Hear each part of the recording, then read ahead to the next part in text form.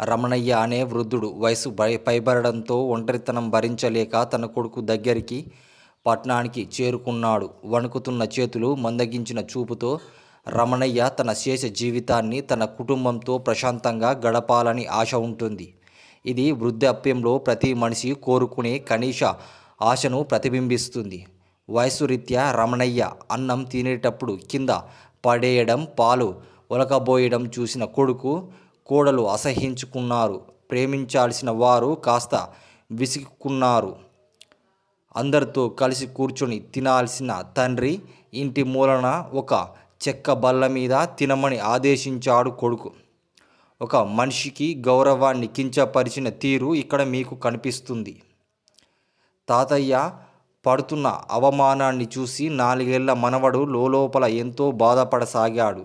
కానీ చిన్నవాడు కావడంతో ఏం చెయ్యలేకపోయాడు. అన్నీ గమనిస్తూ ఉన్నాడు. పిల్లలు మనం చుట్టూ జరిగే ప్రతి విషయాన్ని ఎంతో లోతుగా గమనిస్తారు. ఈ అధ్యాయం మీకు వివరిస్తుంది. పెరట్లో చెక్క ముక్కలతో ఏదో చేస్తున్న కొడుకును చూసి తల్లిదండ్రులు మురిచిపోయారు. ఏం చేస్తున్నావు అని అడిగారు. మీరు ముసలైనాక మీకు వడ్డించడానికి చెక్క పాత్ర తయారు చేస్తున్నాను అని ఆ పిల్లవాడు అమాయకంగా చెప్పాడు. ఆ ఒక్క మాట వారి భవిష్యత్తును వారికి కళ్ళకు కట్టినట్టు ఉంచింది. పిల్లవాడి మాటలు తల్లిదండ్రుల కళ్ళు తెరిపించాయి. తాము చేస్తున్న తప్పు గుర్తించి కన్నీటితో తండ్రిని దగ్గరికి వెళ్ళి ఆయనను సగౌరవంగా తీసుకొని వచ్చి డైనింగ్ టేబుల్ దగ్గర స్వయంగా అన్నము తానే తినిపించాడు కొడుకు.